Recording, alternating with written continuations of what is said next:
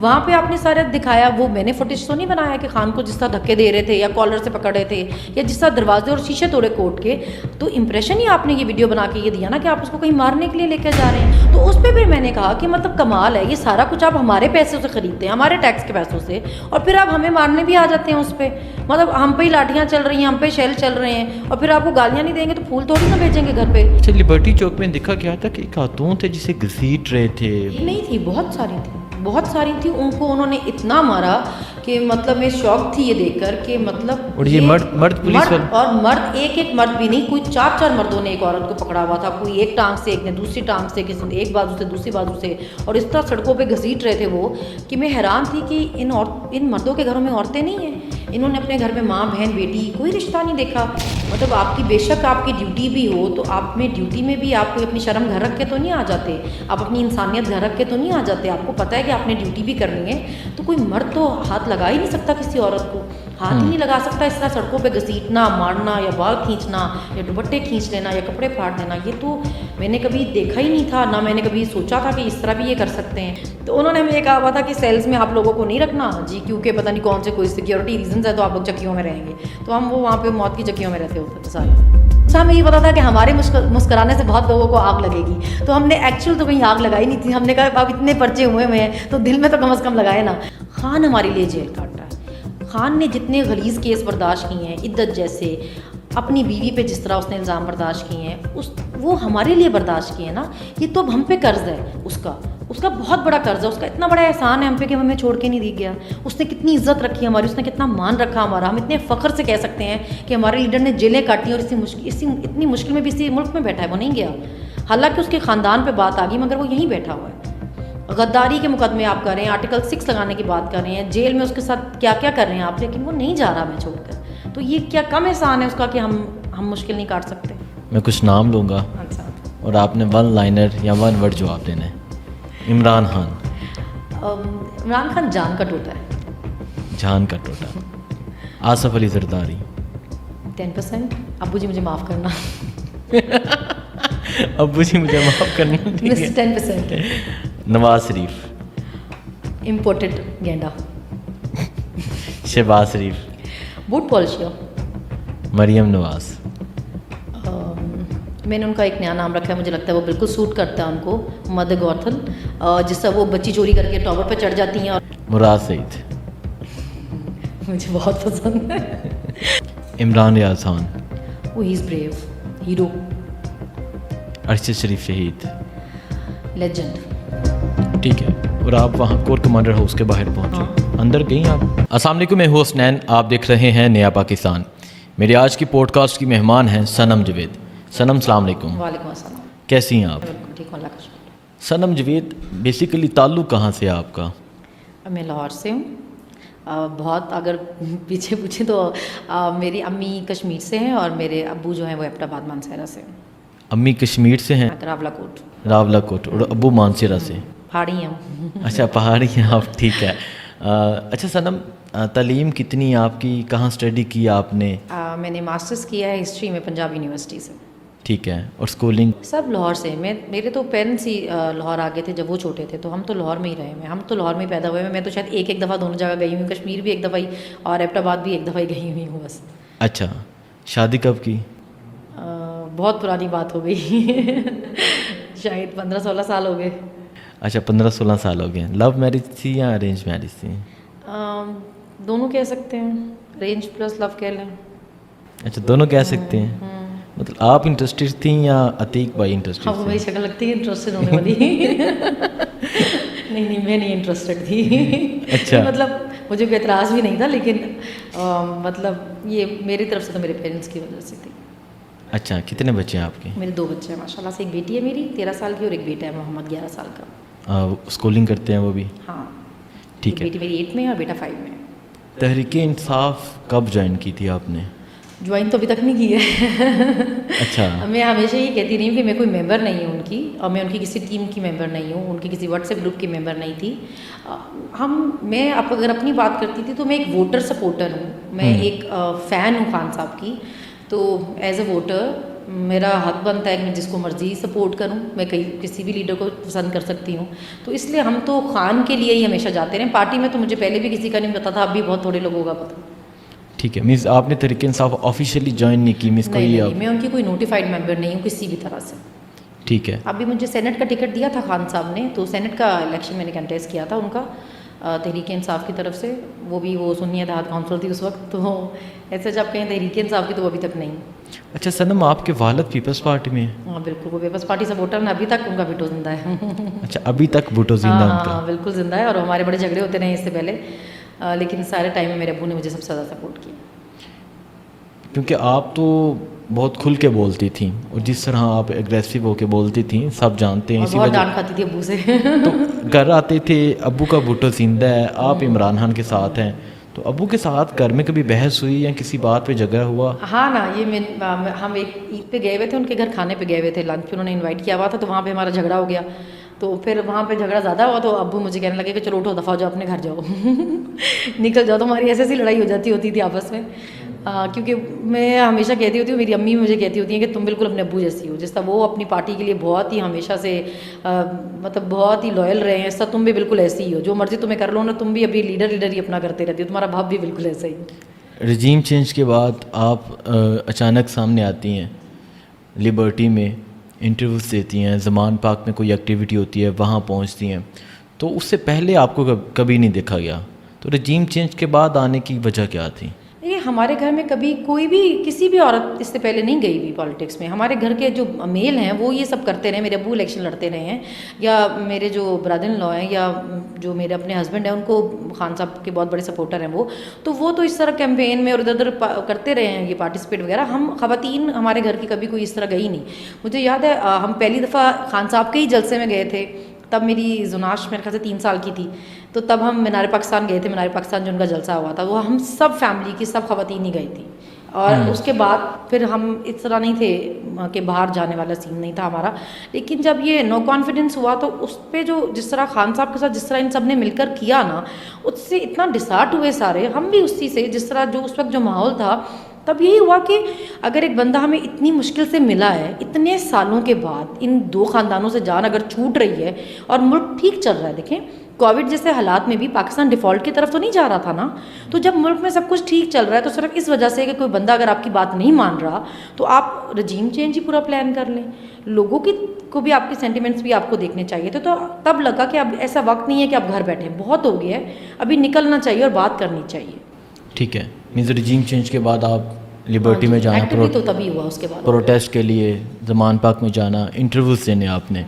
कुछ इंटरव्यूज़ ने बहुत फंसाया मुझे। किन इंटरव्यूज़ ने फंसाया आपको? जब इन्वेस्टिगेशन करके वो मुझे इंटरव्यूज़ दिखाते थे, मुझे पूछते थे आखिर ये इतने वायरल कैसे हुए। तो मैं उनको कहती थी भी घर घर जाके, तो मैंने दरवाज़ा पर जाके कहा नहीं, कभी देख लो इंटरव्यू देख लो। ये जिसने किया उसको पकड़ के लेके आए ना, उसकी व्यूअरशिप ज़्यादा है। तो ये इतने मिलियन में जो गए, और तुम्हारे सारे इंटरव्यूज़ दिखाते थे मुझे। अच्छा, नया पाकिस्तान के हाँ, इंटरव्यू नया पाकिस्तान के दिखाते थे। ये देखें जी, ये इंटरव्यू आप ये स्टेज पे हैं, मीनार पाकिस्तान पे जो स्टेज पे था, या जो हॉकी ग्राउंड में था, हॉकी स्टेडियम में था जो, तो वो मैं उनको कहती थी अभी मैं क्या कर सकती हूँ अगर इंटरव्यू वायरल हो जाते हैं तो। अब मुझे क्यों पकड़ा हुआ है, इसको भी पकड़े नजर आ जाके। ठीक है। अच्छा, 9 मई पे आते हैं। 9 मई को आप और आपकी बहन फलक, पहले तो अपना बताएं कि आपको कब पता चला कि इमरान खान गिरफ़्तार हुए हैं, कहाँ पे थी, क्या कर रही थी आप?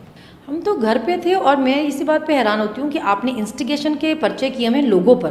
हालांकि हमने तो खुद ये खबर टीवी पे देखी, खान साहब की अरेस्ट की खबर तो टीवी पे चली ना, वहाँ पे आपने सारा दिखाया। वो मैंने फुटेज तो नहीं बनाया कि खान को जिस तरह धक्के दे रहे थे, या कॉलर से पकड़ रहे थे, या जिस तरह दरवाजे और शीशे तोड़े कोर्ट के, तो इंप्रेशन ही आपने ये वीडियो बना के ये दिया ना कि आप उसको कहीं मारने के लिए लेकर जा रहे हैं। वो तो सारे पाकिस्तान ने टीवी पे देखा।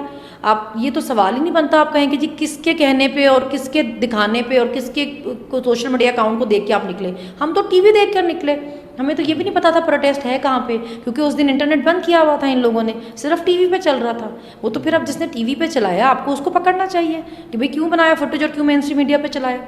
लोग तो उसको देख के निकले, हम भी उसको देख के निकले, हमें पता नहीं था प्रोटेस्ट कहाँ पे है। आप और आपकी बहन कहाँ पहुंची सबसे पहले? हम सबसे पहले जमान पाक गए तो वहाँ कोई भी नहीं था, 2-4 यूट्यूबर्स थे बस। उनसे पूछा, उन्होंने कहा कि नहीं वो तो लिबर्टी में प्रोटेस्ट है। फिर वहाँ पे लोगों ने रास्ता बंद कर दिया हुआ था, वहाँ से इतनी मुश्किल निकले। कोई कभी रिक्शा ढूंढा कि भैया हमें लिबर्टी तक छोड़ दें, वो रास्ते नहीं खोलते थे। फिर उनकी इतनी मिन्नतें की कि भैया हमें जाने दें प्लीज़। तो फिर वो हम लिबर्टी वहाँ गए, तो वहाँ पर भी हम जब गए तो सबसे पहले मैंने ये अपने बयान में भी बताया था, सबसे पहले हमें वहाँ पर सादिया सोहेल मिली और उन्होंने कहा कि मैंने उनसे कहा, वो वापसी की तरफ आ रही थी, मैंने उनको कहा यहाँ पे भी प्रोटेस्ट नहीं है। तो उनका नहीं हम तो उधर धरने की कॉल, अब आप धरने देने के लिए जा रहे हैं वो कैंट में। तो वो तो हमने कहा अच्छा चलें ठीक है। फिर हमारे पास कन्वेंस तो थी नहीं, इसलिए हम पैदल ही गए, क्योंकि उस वक्त जो हालात थे सारे रास्ते बंद थे, कोई तैयार ही नहीं हो रहा था छोड़ने के लिए। तो फिर हमने कहा फिर हम पैदल ही चले जाते हैं। तो मुझे हैरानी है कि आप किसने बताया और किसने कहा, और जिन लोगों को, जो लोग थे ये बस IPP ज्वाइन की है तो खैर है जी। हालांकि ऐसा नहीं कि उन्होंने मुझे कुछ कहा था कि आपने वहाँ जाके कोई आग लगा देनी है, या उन्होंने मुझे कहा धरना है, वहाँ जाके बैठ जाना है कैंट में। तो मैंने कहा जी ठीक है, हम फिर पैदल चलते हैं, वहाँ जाके बैठना ही है। तो हमें तो यही पता था कि वहाँ जाके बैठना है, धरना है। ठीक है, और आप वहाँ कोर कमांडर हाउस के बाहर पहुँचे? हाँ। अंदर गई आप? नहीं शुगर अंदर नहीं गई। अंदर गए तो मेरे में 13 पर्चे और थे। अब मुझे यही सब पूछते थे कि आपको डर नहीं लगता और ये वो, तो मैं कहती थी मुझे पता है ना कि मैं अंदर गई नहीं हूँ, मुझे पता है मैंने कोई तोड़फोड़ की नहीं है, चाहे जो मर्जी कर ले, मेरी ऐसी कोई फुटेज निकाल सकते ही नहीं है। उनको खुद भी क्योंकि ये पता है, तो इसलिए बेचारे वो रंग बिरंगे पर्चे करते जाते हैं, इधर थी या उधर थी या फलाने शहर में थी। क्योंकि जिनकी तोड़फोड़ करते की फुटेजेस थी वो तो सबके सामने है। अगर 1.5 साल में भी अगर आपको मेरी फुटेज निकाल के नहीं लेके आ सके कि मैं कहीं आग लगा रही हूँ या ये कर रही हूँ, उस पर आप कह देंगे नहीं जी वो इंटरव्यू देखें दे रही थी, इंटरव्यू दे, इसके इंटरव्यू देने की वजह से ना लोग घर से निकल आए। तो अगर मेरे इंटरव्यू देने की वजह से लोग घर से निकले थे तो फिर खान को क्यों जेल में रखा हुआ है कि इसने पहले से ही प्लान किया हुआ था कि कहाँ कहाँ जाना है? वो तो फिर मेरे इंटरव्यू में नहीं निकले लोग। ठीक है, मीज़ा आप अंदर नहीं गई? नहीं मैंने। अच्छा, आपने उस दिन बहुत सारी बातें की थी, बातें याद है आपने जो बातें? मैं हमेशा सख्त बातें करती हूँ, वो हालांकि सख्त बातें नहीं, वो फैक्ट्स हैं, पर लोगों को पता नहीं क्यों सख्त लग जाते हैं। मैं तो हमेशा सच ही बोलती हूँ। आपको याद है आपने क्या मैंने बिल्कुल ये कहा था कि हमें जब शेल पड़ रहे थे बहुत, और मुझे इस बात पर इरिटेशन हो रही थी कि घर हमसे दूर था कोर कमांडर हाउस, हम दूसरे मॉल वाली साइड पे थे और जिस तरफ लोग सारे अंदर थे, मैंने ऑनेस्टली बताऊं मैंने किसी औरत को नहीं देखा अंदर जाते हुए। सारी औरतें एक साइड पे बैठी हुई थी, मॉल का जो बाहर जो था उस पर बैठी हुई थी, थर्ड AC पे बैठी हुई थी, और वहाँ सारी औरतें जमा थी और सारी शेलिंग वहीं हो रही थी। तो मुझे इसी बात पे हो रहा था कि जहाँ अंदर बंदे घुसे में, आप वहाँ मरे जाके उनको बाहर निकाल लें, आप औरतों पे क्यों शेल मार रहे हैं सारे? अच्छा, मीन्स शेलिंग अंदर नहीं थी की जा रही? नहीं, उधर शेल नहीं, उधर नहीं जा रहे थे वो। ये जो मॉल ऑफ लाहौर है वो सारे साइड पे शेलिंग कर रहे थे, दूसरी साइड पे कोर कमांडर हाउस तो जा ही नहीं रहे थे। अब अंदर उधर तो बंदे तो सारे उधर थे, उधर एक साइड पे जहाँ पे एक चौक पे औरतें बैठी थी सारी, वहाँ शेलिंग कर रहे थे। तो उस पर फिर मैंने कहा कि मतलब कमाल है, ये सारा कुछ आप हमारे पैसों से खरीदते हैं, हमारे टैक्स के पैसों से, और फिर आप हमें मारने भी आ जाते हैं उस पर। मतलब हम पे ही लाठियाँ चल रही हैं, हम पे शेल चल रहे हैं, और फिर आपको गालियाँ नहीं देंगे तो फूल थोड़ी ना भेजेंगे घर पे। मतलब हालात के हिसाब से बंदा बात करता ना, फिर उस पर ऑफेंड हो जाते हैं कि जी बहुत सख्त बोल रही थी। सच लोगों को हमेशा कड़वा भी लगता है और सख्त भी लगता है। आपने क्या देखा था 9 मई को वहाँ पे? क्योंकि ये तहरीक इंसाफ की तरफ से कहा जाता है कि कुछ लोग आए थे जिन्होंने जाके अंदर जलाओ किया, आपने जो देखा था वो बताएं। जब सबसे शुरू में हम गए तो क्योंकि हम पैदल जा रहे थे तो इतना लंबा रास्ता था, ऊपर से गर्मी इतनी शदीद थी, तो हम पहले शुरू में ही जो पहला ही उसका वो चौक आया ना, हम वहाँ बैठ गए ना कि बस थक गए थे ऑब्वियसली। हम वहाँ बैठे तो मैंने बल्कि पानी भी मंगवाया, उनका सब कुछ बंद हो गया, वह दुकानें लोग ना बंद करके चले गए डर के मारे, तो पानी वगैरह किसी के पास था नहीं उधर वहाँ पे। उसी वक्त हमने अनाउंसमेंट सुनी डॉक्टर यास्मीन की कि वो लोगों को कह रही थी कि आप घर के अंदर मत जाएं, घर के अंदर मत जाएं। तो मतलब हमने बड़ा हैरान होकर देखा कि मतलब कौन सा घर और कहाँ लोग अंदर जा रहे हैं, क्योंकि हमें कोर कमांडर हाउस और जना हाउस का नहीं पता था। हमने कभी मतलब सुना ही नहीं था, ना गए थे ना पता था, बस इतना पता था कि मतलब कैंट जा रहे हैं। तो हमके पता नहीं कौन सा घर है जहाँ लोग अंदर चले गए, किसके घर में चले गए, तो हमने कहा चलो देखते हैं ना। तो जब हम गए तो वो तो जना हाउस लिखा हुआ था वहाँ पे बाहर ना, तो लोग उसमें अंदर जा रहे थे, लेकिन वहाँ खान साहब की बहनें भी थीं और वो लोगों को बड़ा सख्ती से डांट रही थी कि आप लोग क्यों अंदर जा रहे हैं और नहीं जाएं। पर प्रॉब्लम ये थी कि मुझे लीडरशिप में से कोई मेल लीडरशिप में से कोई नज़र नहीं आया जिसको बंदा कहे कि भाई आप जाके रोकें, क्योंकि ज़ाहिर है बंदे थे सारे अंदर, औरतें तो जाके उनको नहीं रोक सकती थी ना। तो वो बाहर खड़ी बोल रही थी, चाहे डॉक्टर यास्मीन थी या खान साहब की बहनें थीं, वो बाहर मना कर रही थी लोगों को कि आप घर के अंदर नहीं जाएं। हम भी वहीं खड़े थे, हम भी देख रहे थे। मतलब मैंने किसी औरत को अंदर जाते हुए नहीं देखा। अगर मेरे वहाँ जाने से पहले कोई गई हो तो गई हो, मेरे सामने मैंने किसी औरत को नहीं देखा, बंदे ही थे जो थे। अब वो कौन थे कौन नहीं थे ये नहीं पता, क्योंकि बड़ी प्लान तरीके से वो मुँह शू कवर किए हुए थे उन्होंने। क्योंकि PTI के लिए मैं हमेशा हंसती होती थी कि ये तो ऐसे प्रोटेस्ट करते हैं जैसे लोग वीकेंड मनाते हैं ना। हफ्ते में एक दफ़ा तो एक प्रोटेस्ट रख ही लेते हैं, फैमिली फेस्टिवल हाँ, जैसे कोई और होता है। उस तरह करते हैं और सब फैमिलीज आई होती हैं, कभी कोई हंगामा नहीं हुआ। तो अचानक एक दिन अगर आप किसी प्रोटेस्ट के लिए जा रहे हैं, वहाँ पे आगे लग जाएं और तोड़फोड़ हो जाए, तो आप ऑब्वियसली उसके लिए प्रिपेयर नहीं होते कि मतलब ये क्या है। तो रास्ते में हमें बल्कि उन्होंने स्टिक्स भी तोड़ के दी कि हमें पता था कि आगे शेल पड़ने हैं, मैक्सिमम हम पुल तक जा सकते हैं, वहाँ से मार ही पड़नी है, वहाँ से वापस ही आना है।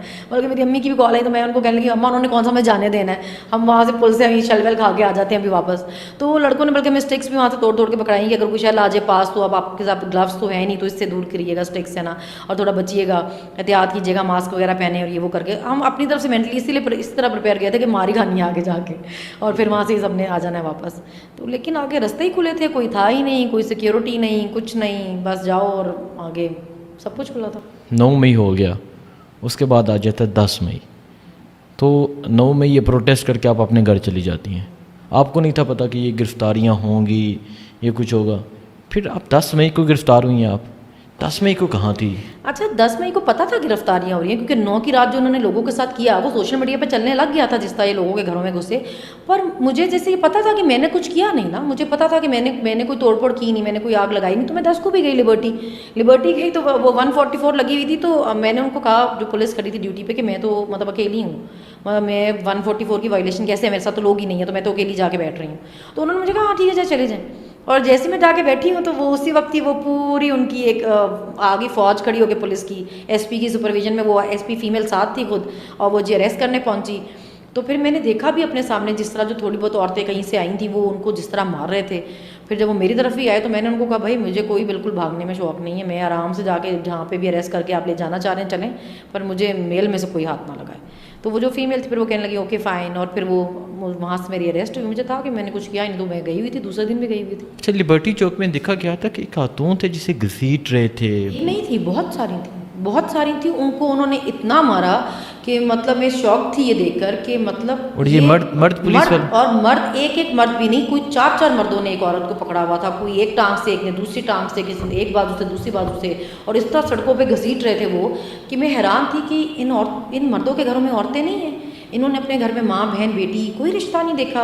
मतलब आपकी बेशक आपकी ड्यूटी भी हो, तो आप में ड्यूटी में भी आप कोई अपनी शर्म घर रख के तो नहीं आ जाते, आप अपनी इंसानियत घर रख के तो नहीं आ जाते। आपको पता है कि आपने ड्यूटी भी करनी है, तो कोई मर्द तो हाथ लगा ही नहीं सकता किसी औरत को, हाथ ही नहीं लगा सकता। इस तरह सड़कों पे घसीटना, मारना, या बाल खींचना, या दुपट्टे खींच लेना, या कपड़े फाड़ देना, ये तो मैंने कभी देखा ही नहीं था, ना मैंने कभी सोचा था कि इस तरह भी ये कर सकते हैं। तो मेरे लिए तो बिल्कुल वो एक नई चीज़ थी, नई बात थी।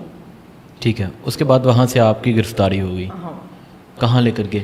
सबसे पहले ये हमें उधर गुलबर्ग लिबर्टी वाले थाने में लेकर गए, फिर वहाँ से थाना DHA लेकर गए ए में, फिर उसके बाद डिटेंशन हमारी हुई 3 दिन की। वहाँ डिटेंशन से भी जेल गेट से निकले तो फिर अरेस्ट हो गए।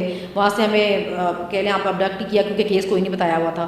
फिर हमें चूंक थाने रखा 3 दिन, घर वालों को केस कोई नहीं बताते थे, ना प्रोड्यूस करते थे कोर्ट में। अच्छा, ये बताएं कि जब आपको अरेस्ट कर लिया उन्होंने, मीन्स जब आपको कहीं लेके जा रहे थे, तो हमेशा होता ये है कि हम पुलिस वालों से पूछते हैं हाँ जी कहाँ लेके जा रहे हैं, मेरा जुर्म क्या है, तो पुलिस वाले क्या कहते थे? आप वो कभी जहमत नहीं करते थे बताने की मेरे पे। मैं तो कोई 16 बार गिरफ्तार हुई हूँ, उन्होंने किसी एक दफ़ा बताने की जहमत नहीं की कि कहाँ लेके जा रहे हैं और कौन सा केस है और क्यों लेके जा रहे हैं। मैं तो एक दफ़ा मजिस्ट्रेट के पास भी गई, तो मैंने उसको जाके कहा इनको एटलीस्ट इतना तो कह दें कि जब आ रहे होते हैं लेकर तो बता तो दे कि कहाँ लेकर जा रहे हैं और क्यों लेके जा रहे हैं। इनका काम नहीं बनता इन्फॉर्म करना, मतलब मेरी फैमिली को भी नहीं बताते थे। इस तरह कोशिश करते थे कि ना लॉयर्स पहुँच सके ना फैमिली पहुँच सके, इस तरह लेकर जाए ना इन्फॉर्म ना करें। तो हम तो जाके कोर्ट में शोर मचा देते थे। हम तो जज को कहते थे कि इस तरह नहीं होता, हमारे अगर लॉयर नहीं है, फैमिली नहीं है, आप एक तरफ की बात सुन के तो नहीं फैसला दे सकते ना। कौन सी जेल में रही हैं आप? मैं लाहौर जेल में रही हूँ और सरगोदा जेल में रही हूँ और गुजरांवाला जेल में रही हूँ। ठीक है, लाहौर जेल में ऑलमोस्ट कितने मंथ, दिन नहीं कितने मंथ? हाँ, लाहौर जेल में हम सबसे ज़्यादा रहे हैं, कोई ऑलमोस्ट 11 मंथ्स रहे हैं। 11 मंथ्स वहाँ रहे हैं, कोई सरगोदा जेल 2.5 महीने रहे मेरे ख्याल से, और बाकी सारा टाइम हम फिर गुजरांवाला रहे हैं। अच्छा, मुझे ये बताएं जब आपको जेल में लेके गए तो कहाँ रखा गया, चक्की में या सेल में? हाँ, वो चक्कियाँ ही थी जिसमें हम रहते थे, क्योंकि वो हमें पहले तो नहीं पता था कि वो चक्कियाँ हैं। हमारी जो वहाँ पे कोई एक हेल्पर थी हमने रखी हुई, तो मैं जेल का एक रूल है, अगर आप तंग करें किसी को ना, कोई लड़ाई झगड़ा हो जाए तो वो चक्कियों में बंद कर देते हैं ना, चक्की बंद सजा होती है वो। तो वो मैं उसको तंग कर रही थी, तो मुझे कहने लगी तुम बाज आओ। तो मैंने कहा कि नहीं तो तुम क्या करोगी, तुम मेरी शिकायत लगाओगी, मुझे चक्की बंद करा दोगी। तो मुझे कहती है तुम पागल तो नहीं हो। तो मैंने कहा क्यों, क्या मतलब? कहती तुम चक्कियों में ही रहती हो, वो जो जहाँ तुम रहती हो वो उसको चक्कियाँ ही कहते हैं, वो मौत की चक्कियाँ हैं।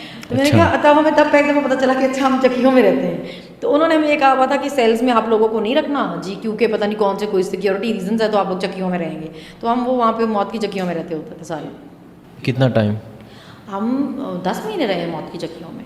अच्छा, मौत की चक्कियों में हाँ 10 हाँ माह। हाँ हाँ, डेथ सेल्स जो थे उनके वहाँ पे उन्होंने 10 महीने रखे हैं। आपके साथ कौन कौन थी जो आपकी चक्की की जो फ्रेंड्स थी, आपके साथ कौन एक्चुअली कौन? होता ये था कि मेरी चेंज होती रहती थी, क्योंकि मेरी ज़मानत बार बार जब होती थी और मैं जाके वापस आती थी तो कोई और अरेस्ट हो गया होता था, कोई और उधर आ गया होता था, तो वो चेंज होती रहती थी। ज़्यादा टाइम में रही हूँ आलिया के साथ। आलिया आलिया के हमजा। साथ में ज़्यादा टाइम रही हूँ, और डॉक्टर साहबा क्योंकि हमारी साथ वाली चक्की में होती थी, तो वो ज़्यादा टाइम मेरा आलिया के साथ रहा है। गुजरावाला में भी वही थी, और फिर सरगोदा में भी वही थी, तो मैं आलिया के साथ ज़्यादा रही। अच्छा, इतनी खवातीन इकट्ठी रहें तो ये कितना शांत है कि मुश्किल था। हाँ, इमेजिन आप लड़के रख लें इकट्ठे तो वो क्या हाल हो जाए। तो यहाँ इतनी लड़कियाँ बंद कर छोड़ी इन्होंने वो भी पीटीआई की। वो भी पीटीआई की। एग्जैक्टली जैसे मैं बता रही थी कि ये 9 मई से पहले भी अगर आप कोई टॉक शोज देखें ना, मतलब जितने भी उठा के देख लें, उनका मेन टॉपिक ही ये होता था कि पीटीआई की औरतें, इनका बोलना देख लो, ये डरती नहीं है, ये हर जगह पहुंच जाती हैं, इनकी वजह से इनकी फैमिलीज भी आ जाती हैं, तो ये तो मतलब कंट्रोल में ही नहीं है, ये तो नडर रहे हैं और ये वो। तो मुझे तो अंदाज़ा था कि जैसे हमें ऑलरेडी इन्होंने टारगेट किया हुआ था, ये प्री प्लान था सारा कि औरतों को डराना है तो किस तरह इनको उठाना है, और वो सारी फिर उन्होंने एक साथ बंद भी कर दी। तो सोचे क्या क्या हुआ होगा। जेल का माहौल कैसा होता था? सुबह कैसी होती थी, शाम कैसी होती थी, नींद कैसी होती थी, खाना कैसा होता था? खाना तो बहुत ही, मैं क्या कहूँ, खाने के बारे में कह नहीं सकती ऐसा, लेकिन खाना बहुत मुश्किल था जेल का। और टाइमिंग्स इस तरह होती थी कि 6 बजे हम बंद हो जाते थे और सुबह 6 बजे तक बंद रहते थे। फिर 6 बजे सुबह हमारे सेल्स खुलते थे, जो चक्कियाँ थी हमारी। और बाकी फिर ये होता था कि बाकी का टाइम शुरू में तो 1-1.5 महीना उन्होंने हमें उन चक्कियों से भी नहीं निकाला। उसके बाद फिर उन्होंने हमें इतना अलाउ कर दिया था कि हम बाहर जो जिस तरह बाकी कैदी या हवालाती घूम सकते थे, उस तरह फिर हम भी जेल के अंदर घूम फिर सकते थे। जो जेल की आम खवातीन थी, मतलब जो डिफरेंट केसेस में थी पीटीआई के अलावा, वो हमसे बहुत अच्छे तरीके से रहती थी। उनको लगता था पता नहीं कौन है यहाँ पे आ गई हुई हैं, तो उनको वो इसलिए हमारे साथ बड़े अच्छे तरीके से रहती थी। और फिर बाकी सब लोग उनकी हेल्प भी बहुत करते रहते थे, जितनी पीटीआई के लोग थे सबने बहुत हेल्प की हुई है। डॉक्टर साहिबा हो या खतीजा हो या रुबीना आंटी हो या मतलब बहुत लोगों जेल में सबने बहुत हेल्प की हुई है लोगों की, तो इसलिए वो बहुत रिस्पेक्ट करती थी। अच्छा, एक स्टोरी आप सुनाती हैं कि आपको एक दफ़ा अदालत में पेश किया जाता है, तो वो पूछते हैं कि हाँ जी आप पीटीआई से हैं, वो क्या स्टोरी थी वो? वो एक्चुअली हुआ ये कि हम जब कोई पता नहीं मैं कितनी दफ़ा अरेस्ट हुई, 5वीं 6वीं दफ़ा थी, तो हम 4 औरतें अरेस्ट हुई। तो हमें जब वो दोबारा ये लिटन रोड थाना लेके जाते थे, तो हम वहाँ पे गए पुलिस स्टेशन, तो वहाँ पे हम 4 औरतें थी, हम पीटीआई की, और बाकी वहाँ पे आपको पता बहुत सारी औरतें बंद होती हैं। तो वो एक औरत आई तो वो कहने लगी दूसरी को कि ये तो क्रिमिनल नहीं लग रही ना, तो ये यहाँ क्यों है? तो उन्होंने कहा ये इमरान खान की पार्टी की है ना। तो कहने लगी है अच्छा ये पीटीआई वाली हैं, तो ये 1 2 3 4 और एक औरत हमारे साथ बैठी हुई थी 5वीं, तो उसको कहती ये भी। तो वो जो 5वीं औरत थी ना, वो कहने लगी नहीं नहीं मैं पीटीआई की नहीं हूँ, मैं तो 302 में हूँ। तो अब हमें समझ नहीं आ रही थी कि हमने हंसना है या क्या करना है, क्योंकि मतलब पीटीआई का केस इतना बड़ा केस है कि कोई 302 वाली भी समझ रही है कि मैं बच जाऊँगी क्योंकि मैंने किसी का कत्ल भी किया, तो दैट इज़ फाइन, मगर पीटीआई वालों ने नहीं बचना। तो वो फिर हमने फिर सबको जाके सुनाया कि इस दफ़ा ये हुआ है हमारे साथ ना। कोर्ट में तो बस वो बेचारे उन्होंने टेल लगा छोड़ी, उन्होंने हर कोशिश कर छोड़ी कि किसी तरह वो साबित कर दें कि मैं पीटीआई की किसी भी तरह मेंबर थी। उन बेचारों को कोई नोटिफिकेशन नहीं मिलता था कि आखिर में क्या थी, मैं किस टीम की मेंबर थी। उनको मेरे पे ट्रस्ट नहीं आता था कि मैं कोई मेंबर नहीं थी। उनको लगता था कि नहीं आप फिर हर जगह क्यों होती थी, आप हर प्रोटेस्ट में क्यों जाती थी, अगर आप कोई मेंबर ही नहीं थी, अगर आप किसी से राब्ते में ही नहीं थी, अगर आप पार्टी में किसी को जानती ही नहीं थी। तो मैं उसको कहती थी खान की पार्टी इसलिए डिफरेंट है क्योंकि उनको आम लोग वोट सपोर्ट करते हैं ना। ये जो आए होते हैं ये वोटर सपोर्टर होते हैं, ये कोई मेंबर नहीं होते। मेंबर्स के सर पे सिर्फ पार्टी नहीं चलती, अपने सपोर्टर वोटर के सर पे चलती है। और खान इस मामले में लकी है कि उसको लोग खुद दिल से पसंद करते हैं, वो खुद से अपने पैसे खर्च करके आ जाते हैं उसके लिए। तो हमें एक ज़रूरत नहीं थी किसी ओहदे की, किसी नोटिफिकेशन के, हम उसके बगैर भी जाते थे। अच्छा, सो आप बता रहे थे कि सुबह निकाल दिया जाता था, शाम को आप चली जाती थी। अंदर कभी लड़ाई हुई किसी या तो उनकी किसी थी? होता है खवातीन नहीं इतनी ऐसी नहीं, सारी पढ़ी लिखी तमीज़दार खवातीन थी। ऐसे लड़ाई डिसएग्रीमेंट्स होते ही हैं, वो हर किसी का डिफरेंट ओपिनियन होता था। अब जैसे मैं लेटर्स बहुत लिखती थी और बहुत लोगों को ऐसे लगता था कि भाई अगर लेटर्स लिखेंगे तो हमारे लिए भी मसला हो जाएगा, क्योंकि हम क्लब हैं, हम सबका केस इकट्ठा हो गया है, हम चाहें या ना चाहें, लाइक करें या ना लाइक करें, मगर हम क्लब हो गए हुए हैं। तो अगर हम चुप बैठे हुए हैं और ये चुप नहीं बैठ रही है, तो इसके लिए फिर हमें भी फेस करने पड़ेंगे ना कॉन्सिक्वेंसेस जो थे।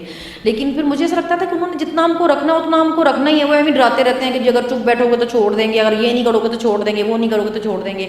उन्होंने छोड़ना तभी जब उन्होंने छोड़ना है, तो अभी फ़ायदा क्या चुप करके बैठने का। तो मैं लेटर लिखती रहती थी, उस पर अक्सर हो जाता था कि ये बाज नहीं आती और ये बोलती रहती है, या कोई वीडियो बन जाती है इसकी, या पिक्चर उतर जाती है इसकी।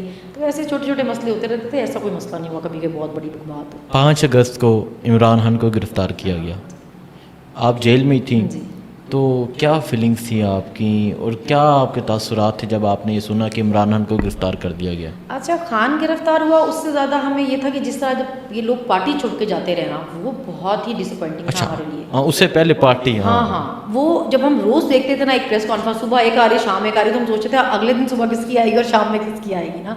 फिर हम उस पर सोचते थे कि खान अभी कैसा फील कर रहा होगा कि मतलब सारे उसको छोड़ के जाते जा रहे हैं। और फिर हमारा खुद भी था कि अगर पार्टी ये लोग जिनको देखना था जाके अपने वर्कर्स वोटर सपोर्टर को, अगर यही भाग रहे हैं सारे, तो फिर इनके पीछे किसने आना है जो आम वोटर है। चलो हमारी तो फैमिलीज़ हमें सपोर्ट कर सकती हैं या हमारे पीछे भी आ सकती हैं, मगर हर बंदा ऐसा नहीं था जिसकी फैमिली अफोर्ड कर सकती थी या सपोर्ट कर सकती थी। उसको तो पार्टी नहीं सपोर्ट करना था ना। तो अगर सारी की सारी छोड़ के चली जाएगी तो उनके पीछे किसने जाना है।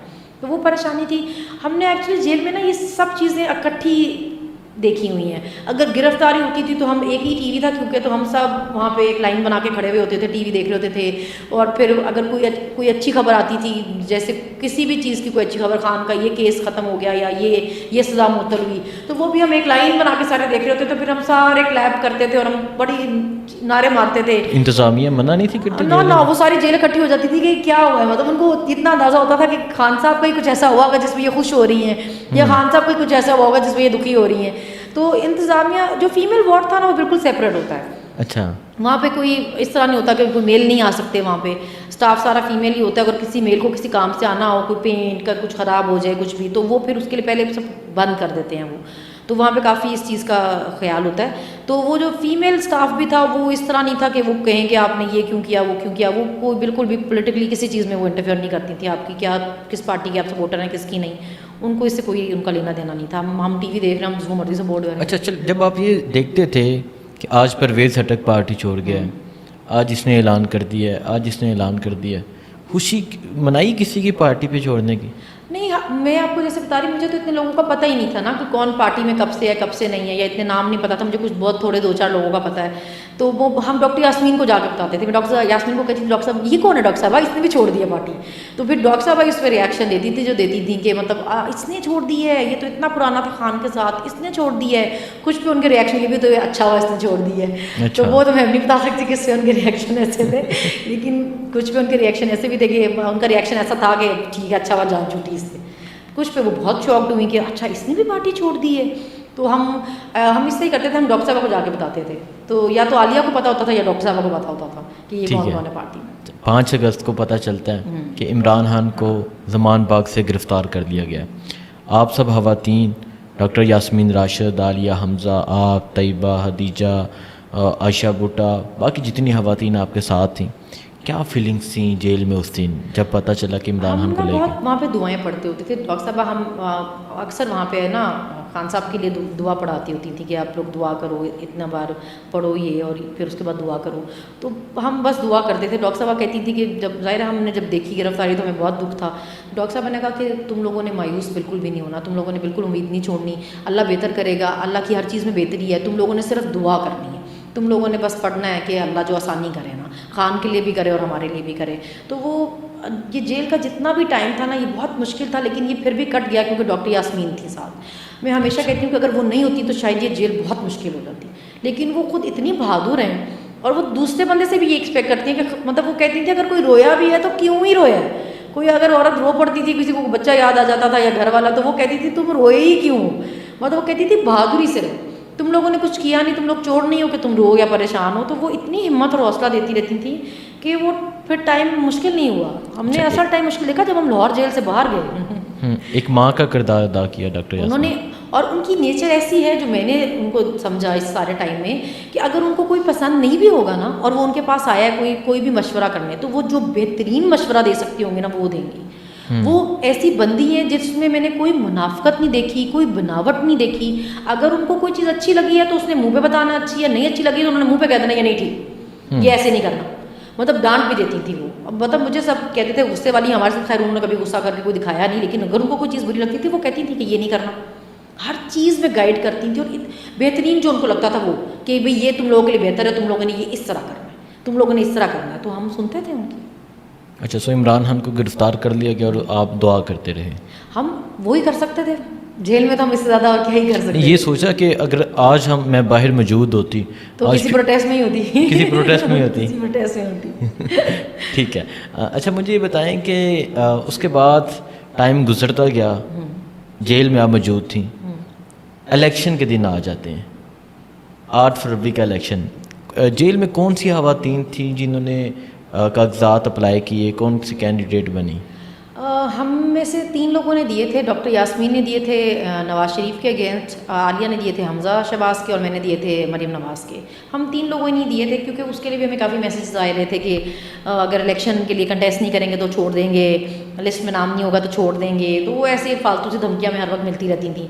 तो हम 3 लोग जो थे वो कुछ ज़्यादा ही हम कहते थे कि बस ठीक है, फिर आप लोगों की धमकियाँ हमने अपने जूतों पर रखी हुई हैं। तो हम लोगों ने तीनों ने कंटेस्ट करने वाले पेपर ही जमा करा दिए। तो हमें उससे पहले था कि जो कुछ हुआ ये इससे पहले कभी नहीं हुआ पाकिस्तान में ना, और स्पेशली जो पंजाब में हुआ, जिस तरह औरतें यहाँ पंजाब से गिरफ्तार हुई, स्पेशली लाहौर से, इस तरह तो पूरे पाकिस्तान में कहीं नहीं हुआ ना। तो हमें ये था कि पता नहीं लोग शायद ना निकलें अपने घरों से, जो इन्होंने किया है, जिस तरह इन्होंने लोगों की इज्जतें, उनकी चार दीवारी इतनी सस्ती कर दी है कि किसी के घर भी किसी टाइम भी घुस जाते हैं, तो लोग शायद ना निकल सकें। और हम सर्वेस भी देखते थे ना, जो इससे पहले सर्वे होते थे, तो उसमें भी लोग कह रहे होते थे कि हम इलेक्शन वाले दिन देखेंगे, और इलेक्शन वाले, तो एक डर तो था कि शायद लोग ना निकल सकें, जो बता भी नहीं पा रहे हैं शायद वो निकलेंगे कि ना निकलें। तो हमें तो बल्कि हम ये सोच रहे थे पता नहीं केपीके भी मिलने देंगे नहीं मिलने देंगे। हमें ये तो पता था केपीके के लोग लड़ के ले लेंगे केपीके, लेकिन वो फिर भी था कि ये जिस जो हो रही है बदमाशी, क्या पता केपीके में भी क्या बने। लेकिन फिर जब रिजल्ट आना शुरू हुए, इलेक्शन वाला जो दिन था, जब रिजल्ट आना शुरू हुए, आप यकीन करें हम सारी रात अपने अपने सेल्स की वो दरवाज़ों पे खड़े थे, हम उनके चक्कियों के अपने बार्स पे लटक रहे थे। और डॉक्टर यास्मीन की क्योंकि सबसे एंड वाली चक्की है उनकी, तो उनको टीवी वहाँ से नज़र नहीं आता था, उनको सिर्फ आवाज़ आती थी। तो हम थोड़ी देर बाद जब शोर में चाहते थे ना कि ये यहाँ से भी हम जीत रहे हैं, तो वो उठ के पूछती थी क्या हुआ, तो हम उनको बताते डॉक्टर साहब हम यहाँ से भी जीत रहे हैं। तो वो बहुत हमारे लिए एक्साइटिंग था, हमें इतनी खुशी, हमें इतना प्राउड फील हुआ जिस तरह पंजाब निकला ना, इतना फ़ख्र हुआ कि मतलब क्या हिम्मत दिखाई है इस दफ़ा पंजाबियों ने कि वो अपने घरों से निकले, इतने जुल्म और तशद्दुद के बावजूद डर के माहौल में वो बाहर निकले। तो हमें बड़ा प्राउड फील हुआ कि ये तो इज़्ज़त ही आपने अलग तरीके से रख लिया हमारी। अच्छा, डॉक्टर यास्मीन राशिद जब नवाज शरीफ से वो आगे जा रही थी, तो क्योंकि तो डॉक्टर सब कुछ बंद हो गया, सारे रिजल्ट आना बंद हो गए। तब आपकी क्या फीलिंग थी कि डॉक्टर साहिबा जीत रही हैं और आपके साथ भी वो मौजूद थी, तो तब आप क्या सोच रहे थे कि नवाज शरीफ भाई गया, नवाज शरीफ हार है, तब तो आप? आलिया भी जीत रही थी ना हमज़ा शहबाज से, आलिया भी जीत रही थी, डॉक्टर यास्मीन भी जीत रही थी। तो हम तो इतने खुश थे, हम कहते थे कि मतलब एक बंदे को आप इतना प्रोटोकॉल दे के लाए, उसके सारे केस माफ़ करवाए उसके, कि बड़ा कोई तीर मार लेगा आके, वो जेल में बैठी एक औरत से हार रहा है जिस पे आपने पता नहीं कितने दहशतगर्दी के पर्चे किए हुए हैं। तो सबसे पहले आपका बयानिया 9 मई तो उसी दिन ही उड़ गया ना, जिनको आपने दहशतगर्द बोल बोल के जेलों में बंद किया वो सब के सब जीते। अवाम ने वोट दिया, मतलब अवाम मानी ही नहीं आपकी बात, जो आप एक बयानिया बनाना चाह रहे थे वो तो उन्होंने उड़ा दिया 8 फरवरी को। तो हमें 9 मई करते खुद 9 फरवरी वाले हो गए बेचारे। तो हमें तो बहुत खुशी थी कि जेल में बैठे लोगों ने भी सही टक्कर दी है इनको। ठीक है, आप फार्म 47, तब आपको पता चल रहा था कि कोई फार्म 47? पहले तो पता चला, बहुत सारी चीज़ें देखें खान साहब ने, बहुत सारी चीज़ें खान साहब की वजह से लोगों को पता चल गई है, क्या फॉर्म 45, क्या फॉर्म 47। ठीक है, आपको कितने मुकदमात में मतलूब थी, कितने मुकदमात में गिरफ़्तार किया गया और कहाँ के मुकदमे थे? मुझे 13 मुकदमों में गिरफ़्तार किया था और 3 नज़रबंदियों में, मैं कुछ 16 बार गिरफ़्तार हुई हूँ। और मुकदमे सब जगहों पे थे, कितनी जगह तो ऐसी थी जिनके नाम ही पहली दफ़ा सुने थे। कोई 7 मुकदमे लाहौर के थे, 3 मियाँ वाली के हैं, एक गुजरांवाला का था और एक इस्लामाबाद FIA ने किया, एक बलूचिस्तान ने किया। तो डिफरेंट जगहों के डिफरेंट केसेस थे। ज़्यादातर जो एलिगेशन थे वो दहशतगर्दी थी, इंस्टिगेशन थी, चोरी, डकैती, कत्ल। हम जेल में बल्कि हंसते होते थे, हम कहते थे सिर्फ एक मंशियात रहेगी हम पे, वो नहीं डाली वो भी डाल दो बाकी तो सारी सेक्शन लगा छोड़ी हम पे। जब वो जेल में हमारा डाटा वगैरह डाल रहे होते थे तो वो कहते थे ओहो ये सेक्शन भी आप पे लगी हुई है, ये भी लगी हुई है। तो हम कहते थे माशाल्लाह खुले दिल से लगाई है उन्होंने, हर लगाई हुई है सेक्शन। ठीक है, अच्छा, लाहौर में 7 मुकदमात, उसके बाद आप आ जाती हैं सरगोदा। जी। मियाँ वाली के मुकदमे? मियाँ वाली बेसिकली एटीसी कोर्ट नहीं है, वो सरगोदा में है। हाँ, तो सरगोदा अगर मियाँ में। वाली का कोई भी केस होगा तो वो रखते सरगोदा जेल में। सरगोदा में मियाँ वाली के मुकदमे में कमर मशानी थाना जी, की। कमर मशानी। तो कमर मशानी के कभी तो गई हैं ज़िंदगी में कमर मशानी आप? नहीं या नहीं नहीं, बल्कि मेरे लॉयर ने बड़ी मजे की बात की कोर्ट में। उसने कहा जज को कि कमर मशानी जो है ये बॉर्डर के पास का एरिया है ना, और यहाँ पे सराइकी बोली जाती है, और जी। मेरी क्लाइंट को सराइकी नहीं आती, और जो वहाँ बोलने वाले हैं वो इसका उर्दू का इंटरव्यू दे के निकल गए, ये तो उर्दू बोलती है। तो उन्होंने कैसे इसका इंटरव्यू सुना और इंस्टिगेट भी हो गए और बाहर भी निकल गए। मतलब वो क्यों देखने बैठे हुए थे? मेरी जो क्लाइंट, क्या उन्होंने कोई मुखातिब किया कमर मशानी वाला बाहर निकल जाओ? और एक ईसा खेल का भी केस है, वो मुझे नहीं पता कहाँ है, वो भी कम उधर ही है कहीं मियाँ वाली में, उसका भी कोई एक केस है इसी तरह का। बेसिकली जब मेरे पे शुरू में लाहौर के केस हुए ना, तो एक ही दिन में एक ही वक्त के बना दिए ना, कि इधर भी थी इधर भी थी इधर भी थी, तो उस पर काफ़ी मजाक बना कि मैं एक ही टाइम पे किधर थी किधर किधर थी। जज भी बेचारे उस वक्त इतने मजबूर थे कि वो कोई फैसले तो नहीं कर सकते थे, लेकिन मजाक वो भी उड़ाते थे कि भाई आप कहाँ थी जो एक वक्त में इतनी जगहों पर थी। तो फिर उन्होंने ये एक नया तरीका निकाला कि 7 केसेस के बाद और कोई 10 महीनों के बाद इनको याद आया कि ये इस तरह तो नहीं चल सकेगा, तो हम इंस्टिगेशन डाल देते हैं, हम सोशल मीडिया डाल देते हैं। उसके बाद वो सोशल मीडिया किया तो उस पर भी फिर ये नोटिफिकेशन ढूंढते फिरते थे कि कौन सी टीम की मेंबर थी और कौन से ग्रुप में थी, और फ़ोन भी पास था बेचारों के, मिला उसमें भी कुछ नहीं। तो इसलिए वो बेचारे बड़े आवाज़ार थे मेरे से, बड़े परेशान अच्छा, थे। मियाँ वाली की पुलिस का कैसा आपके साथ रवैया था? गुजरांवाले की पुलिस का? बाकी लाहौर तो हुआ ही आप। इस सारे टाइम में जो मियाँ वाली पुलिस थी ना सर, वो बेहतरीन लोग थे। मतलब वो सही गैरतमंद लोग थे, जिनको पता है कि अगर आप किसी के साथ आप ज़्यादती कर रहे हैं तो कम से कम आप उनका इतना लिहाज कर सकते हैं कि आपको ये दिल में तो कम से कम ये ईमान का सबसे निचला दर्जा है कि आप दिल में कम से कम बुरा कह लें, अगर आप कुछ नहीं भी कर सकते तो। वो एटलीस्ट उनको इतना एहसास था कि हमने झूठे केस हैं या झूठी गिरफ्तारियाँ या किसी की माँ बहन बेटियाँ हैं, तो हम कम से कम इज्जत से तो बात कर सकते हैं, हम इज्जत से तो रख सकते हैं ना। तो उनकी ये बात बहुत अच्छी थी कि वो इतनी इज्जत से पेश आते थे कि आपको खुशी होती थी कि मतलब ऐसी पुलिस भी है हमारी। और जो लाहौर थी वो मिक्स ही थे, कुछ लोग बदतमीज़ थे, कुछ लोग तमीज़दार भी थे। वो आते थे तो वो पहले ही माफ़ी मांग लेते थे कि हमें पता है कि गलत हो रहा है, हम बड़े मजबूर हैं, आप हमारी बहनें हैं लेकिन हम मजबूर हैं। लेकिन जो गुजरांवाला की पुलिस थी ना, वो सही घटिया पुलिस थी। मतलब एक तो आपको पता हो कि आप गलत काम करें, मैं घटिया ही कहूँगी। एक तो आप गलत काम कर रहे हो, ऊपर से एक तो चोरी, ऊपर से सीना चोरी। एक तो आपको पता हो अपने केस सारे झूठे बनाए हुए हैं, ऊपर से आप सर पे चढ़े। मतलब घटिया तरीन थे, बदतमीज़ तरीन थे। और फिर आप लोगों को कहें कि जी आप बड़े बदतमीज़ हैं, भैया आप अपनी करतूतें देखें कि आप लोगों को झूठे केसों में पकड़े हैं, ज़िमनिया और ततीमी बयान, पता नहीं क्या ततीमा बयान करके, और कहीं से उठा के अचानक लेके आ गए कि इस बंदे ने कहा है कि जी ये थे और वो थे। तो मतलब शर्म करें, उस पर शर्म महसूस करें थोड़ी सी कि आप इस तरह के केस बना रहे हैं, बजाय इसका कि आप उल्टा हमारे सर पर चढ़ें कि जी आप बदतमीज़ हैं। वो बहुत मुझे बहुत बुरे लगे। अजियत किस तरह देते थे आपको? वो इसी तरह ही करते थे कि उनको कोई टास्क मिला था कि इनको बहुत ही हमने तंग करना है, इनको हम फिक्स करके दिखाएंगे, इनको तुम्हें 8-8 घंटे प्रिजन वैन में रखो। तो वो हमें हर दूसरे दिन लाहौर ले जाते थे। वो हमारा फिजिकल रिमांड लेते थे, और हमारा कोई 3 दफ़ा फिजिकल रिमांड दिया और उनको 20 दिन का फिजिकल रिमांड बना, तो उसमें वो हर दूसरे दिन हमें लाहौर ले जाते थे। और वो इस तरह लेके जाते थे कि वो हमें लंबा रास्ता पड़े हमें, और वो उस सारा रास्ता भी हम उस प्रिजन वैन में रहे। फिर वो कहीं जाके गाड़ी खड़ी कर देते थे 2 घंटे, फिर वो हम 2 घंटे बैठे रहते थे, 3 घंटे तपती धूप और तपती गर्मी। धूप, उस पर कोई 48 डिग्री था, और वो 3 घंटे हमें ले जाने में लगाते थे, 3 घंटे वापस ले जाने में, लेके आने में, और 2 घंटे कहीं गाड़ी खड़ी कर देते थे वो। और उनको पूछते रहो भाई कि यहाँ क्यों खड़े हुए हैं, क्या काम है, किसके लिए आए हुए हैं, तो वो जहमत ही नहीं करते थे बताने की। अपना स्टाफ जो था वो बीच में से फीमेल का उतार लेते थे वो, और हमें वो गाड़ी में बंद रखते थे। उनको ये कोई टास्क मिला हुआ था शायद हमको इस तरह तंग करना है। और आप इमेजिन करें, गुजरांवाला में तो हमारी फैमिली का हमसे मिलना मुश्किल हो जाता था। मतलब अगर फैमिली कोर्ट आती थी, वो फैमिली को कोर्ट नहीं आने देते थे। अगर फैमिली आके बैठी होती थी तो वो हमें बाहर घुमाते रहते थे। फिजिकल रिमांड खत्म हो गया, कोर्ट में पेश करने के बजाय सड़कों पे घुमाते रहते थे, और 3 बजे दोपहर में कोर्ट लेके जाते थे, किसी दिन सुबह 8 बजे कोर्ट ले जाते थे। मतलब वो इस तरह करते थे। अच्छा सनम, आपको भी गिरफ़्तार किया गया, आपके हस्बैंड को भी गिरफ़्तार किया गया, 7 माह वो भी जेल में रहे, तो बच्चे कहाँ थे? बच्चे क्या कर रहे थे? बच्चे वही बात है कि और मेरे आपको कितनी परेशानी थी बच्चों की?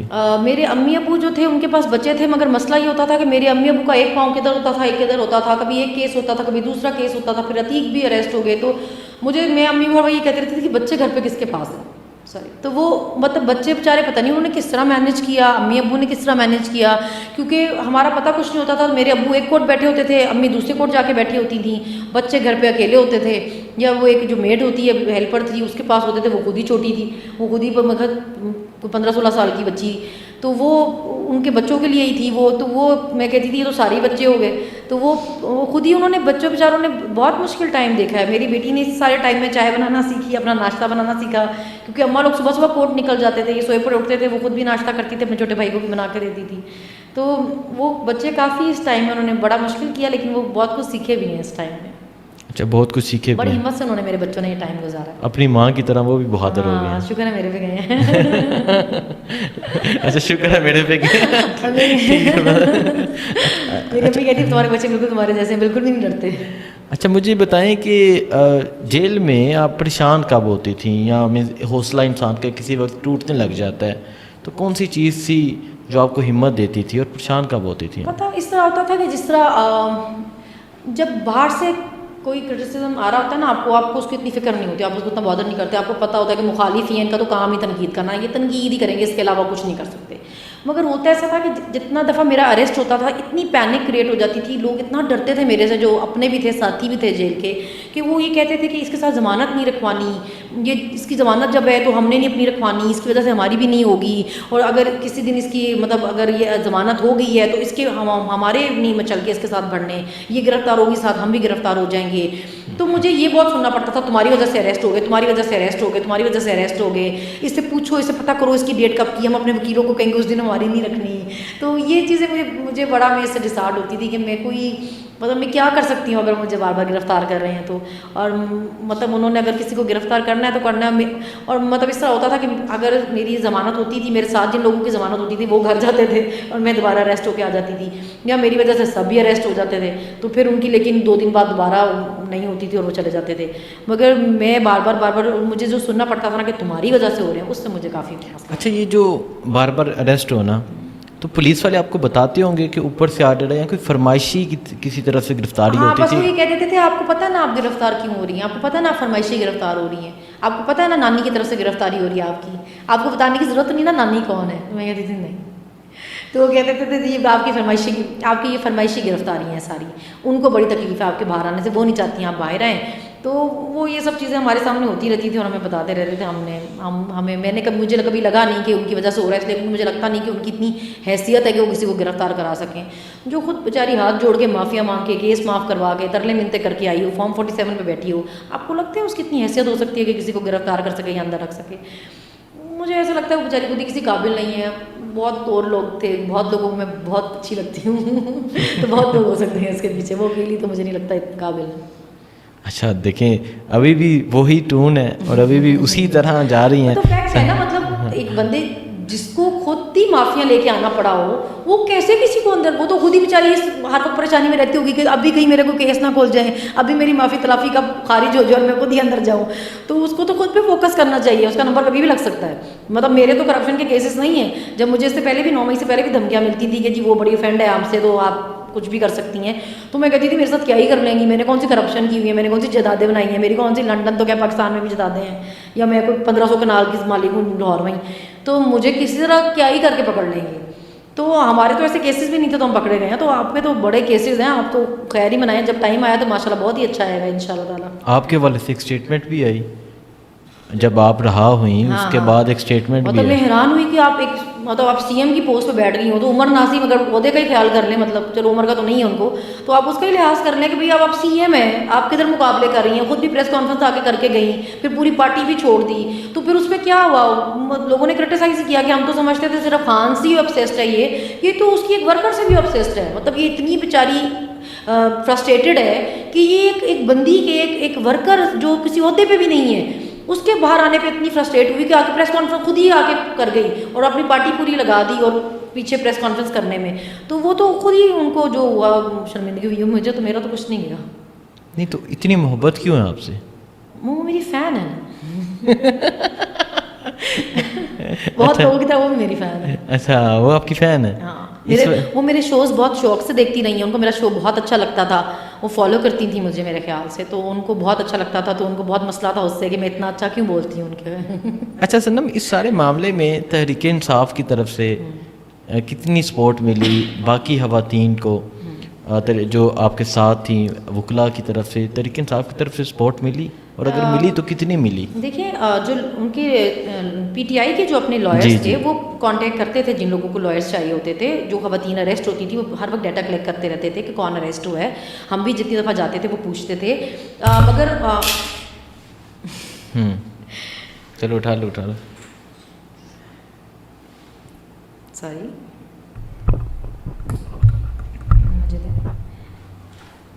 तो पीटीआई के जो लॉयर थे वो डेटा कलेक्ट करते रहते थे कि कौन अरेस्ट हुई है, कौन नहीं अरेस्ट हुई। लेकिन मेरे अपने लॉयर थे नैयर साहब, शुरू में मेरे सारे केसेस उन्होंने और पाशा ने देखे हैं, और वो मुझे उन्होंने जो बताया वो यही बताया। उनको खान साहब ने कहा था मेरा केस देखने के लिए, मगर उन्होंने मुझे कहा कि मैं स्पेशली तुम्हारी बेटी और तुम्हारे बच्चों की वजह से तुम्हारा केस देख रहा हूँ। हालांकि खान साहब ने उनको कहा था नैयर साहब कि आपने सनम और आलिया का केस देखना है, तो उन्होंने कहा कि मैं अपने पर्सनल रीजंस की वजह से भी तुम्हारा केस देखना। तो वो तो एज अ फैमिली हमारे साथ रहे हैं। फिर उसके बाद से वो इधर लाहौर में बिजी थे, और फिर अली ने मेरे केसेस सारे देखे हैं, और वो पीटीआई के लॉयर नहीं हैं। उन्होंने भी मेरे केसेस जो किए हैं सारे, जितने शहरों में भी होते रहे वो सब अली ने ही फॉलो किए हैं, वो वहाँ आते भी रहे हैं, और उन्होंने वो बिल्कुल फैमिली की तरह उन्होंने भी सपोर्ट किया। उन्होंने मेरे फादर को कहा आप मुझे बेटा कह रहे हैं और फिर आप मेरे से फ़ीस पूछ रहे हैं, अगर मैं आपका बेटा हुआ तो सनम मेरी बहन हुई, तो अपनी बहन के केस लड़ने के मैं पैसे तो नहीं मांगूंगा अब आपसे ना। तो उन्होंने बिल्कुल ऐसे जैसे कोई भाई होता है बड़ा, उन्होंने इसका सपोर्ट किया। जब मैं FIA के केस में भी अरेस्ट थी, उन्होंने मुझे कहा कि तुम जाके गाड़ी में बैठो, अभी तुम्हें ये लेके जा रहे हैं कोर्ट से, सुबह मैं लेके जाऊँगा। और उन्होंने कोर्ट में भी मुझे कॉल करके कहा कि तुम परेशान नहीं हो, मैं हाई कोर्ट में हूँ, अगर तुम्हें ये बलूचिस्तान ले गए तो तुम्हारे से पहले बलूचिस्तान मैं पहुँचूँगा। तो उन्होंने बहुत मुझे सपोर्ट किया। तो जो मैं अपने लॉयर्स के मामले में मैं बहुत लकी रही हूँ। तो वो बिल्कुल मेरे साथ फैमिली की तरह रहे हैं, चाहे नैयर अंकल हों, चाहे अली हों, चाहे पाशा हों, उन्होंने बहुत सपोर्ट किया मुझे। ठीक है। अच्छा मुझे ये बता दें, एक तो आपको पता कि ये जो सारा मामला हुआ, आपको अरेस्ट किया गया, फिर इस्लामाबाद लेकर आए, तो आपकी एक खबर ये थी कि आपकी बेटी की बाजू टूट गई। तब आप बड़ी मायूस हुई और आपके वालिद को भी गिरफ्तार किया गया। नहीं, बेटी मेरी की तो बाजू फ्रैक्चर भी मुझे इन्होंने बताया ही नहीं ना। वो हम जब कोर्ट हेयरिंग के लिए जा रहे थे तो वहाँ उस बंदे ने जो ड्यूटी पे साथ था मेरे, उसने मुझसे पूछा आपकी बेटी अब कैसी है, तो मैंने उसका मेरी बेटी को क्या हुआ है, उसने कहा आपकी बेटी का बाजू फ्रैक्चर हुआ है ना, वो ठीक हो गया। मैं सोचूं मेरी कौन सी वाली बेटी का बाजू फ्रैक्चर हुआ है, छोटी वाली, मतलब वो जाहिर है वो मेरी भांजी है, लेकिन वो मेरी अम्मी ने क्योंकि शुरू से पाली है तो वो ममा ही कहती है वो हम सबको ही ना, तो वो जाहिर है बेटी की तरह वो भी हर जगह साथ रही है। मैं सोचूं पता नहीं छोटी वाली का बाजू फ्रैक्चर हुआ है कि बड़ी वाली का हुआ है, किसकी बात कर रहा है। तो फिर मैंने कहा मुझे कुछ पता नहीं। तो मैं कोर्ट गई तो मेरी जूनी सामने बैठी हुई थी, वो 6 वीक से बाद आई थी, और मैंने कहा कि अम्मा को कि इसका बाजू फ्रैक्चर हुआ था। तो अम्मा कहने लगी वो इसलिए नहीं आ रही थी बेटा, तो मैंने तुम्हें झूठ बोला कि वो इसको गर्मी लगती है, कहती है गर्मी बहुत है मैं इसलिए नहीं आ रही। तो हम डॉक्टर साहिबा को लेकिन पता था। इस सारे टाइम में आप सोचें कि डॉक्टर यास्मीन को पता था, और उनकी फैमिली जब जूनी हॉस्पिटलाइज थी, उनकी फैमिली पर्सनली वहाँ हॉस्पिटल में खुद रही, कोऑर्डिनेट किया डॉक्टर्स से, सब कुछ उन्होंने देखा वहाँ पे। मतलब उनकी फैमिली भी इतनी स्वीट है, जितनी अच्छी डॉक्टर साहब हैं उतनी वैसी उनकी फैमिली है। उनकी बहू, उनके हस्बैंड खुद जुनाश के पास खुद वहाँ पे रहे, उन्होंने खुद सब देखा, जुनाश की जो सर्जरी हुई सब। जो मेरे अब्बू का हुआ ना सीन, वो हुआ जब हम गुजरावाला से निकले। उन्होंने उनको एक डाले पे बिठा लिया, तो मैंने उनको कहा कि मैं जब अरेस्ट हो रही हूँ, मैं एक दफ़ा मैंने रेजिस्ट नहीं किया, आपने जितनी दफ़ा भी गिरफ्तार किया, ये मेरे अब्बू को क्यों बिठा रहे हैं आप, और इस गाड़ी पे तो नंबर प्लेट ही नहीं है, मैं अपने घर पे क्या बताऊँगी कौन लेकर गया, आप लोग तो मुकर जाएंगे, आप तो मानते नहीं बंदे उठाकर। वो कहने लगे जी आप पहले गाड़ी में बैठे। मैंने कहा मैं अभी बैठी हूँ, आप मेरे अब्बू को उतारें। तो वो जो उन्होंने वो फिर काफ़ी वहाँ पे हमारी लड़ाई हो गई, हाथापाई भी हुई, मुझे सारे नाखून वाखून पे भी लगे, मेरे मुंह पे भी। तो वो मैंने उनको कहा कि आप इस तरह नहीं, उन्होंने खैर ज़बरदस्ती वगैरह की काफ़ी, और मुझे उस वजह से काफ़ी लगा भी। लेकिन वो फिर मैं परेशान रही, और वो क्या किया कि जी मेरे अब्बू को गाड़ी में बिठाया 2 घंटे कि तुम पीछा करते हो कि हम कहाँ लेके जा रहे हैं, तो इसलिए तुम्हें इधर बंद रखेंगे गाड़ी में, कि अपनी बेटी का पीछा नहीं करना, इसको कहाँ लेके जा रहे हो, हम जिस मर्जी केस में लेके जा रहे हो, जहाँ मर्जी लेके जा रहे हो। केस बताना तो बड़ी दूर की बात है, ये भी नहीं बताते थे लेके कहाँ जा रहे हैं।